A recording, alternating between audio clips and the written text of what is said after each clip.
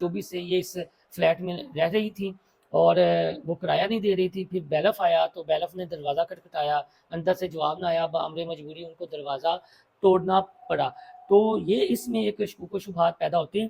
دوسرا یہ ہے کہ کراچی جیسا شہر جسے روشنیوں کا شہر کہا جاتا ہے, اس میں ان کے فلیٹس میں یا وہ طریقے میں پتہ نہیں کیا پھر انسان کی نفسیات ہو جاتی ہے, اکیلا پن, کسی سے رابطے بھی نہیں, اور کیا ہو رہا ہے.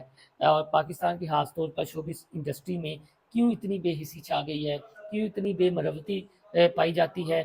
بظاہر جو خود کو بہت مشہور سمجھتے ہیں وہ بالکل کنارہ کش ہو جاتے ہیں یا انہیں کنارہ کش کر دیا جاتا ہے. لیکن ان سب کے لیے خاص طور پر وہ جو سوشل میڈیا کے صارفین ہیں یا ڈیجیٹل کی چکا چوند کو دیکھ کر اپنے آپ کو بھی ہیرو یا ہیروئن تصور کر لیتے ہیں, ان کے لیے یہ ایک سبق ضرور ہے کہ آپ کے بے شک سوشل میڈیا پر لاکھوں فالوور ہوں, لیکن آپ کا وہی ہے جو آپ کے پاس ہے, جو آپ کے دکھوں کا مداوع کرتا ہے, جو آپ کی ہنسی خوشی غم میں, آپ کے دکھ سکھ میں آپ کے ساتھ ہوتا ہے. تو ہمیرا اصغر والا جو کیس ہے یہ آپ یہ کہہ لیں ایک نصیحت بھی ہے اور ایک الارمنگ پوائنٹ بھی ہے کہ آپ اس چیز کو سمجھیں.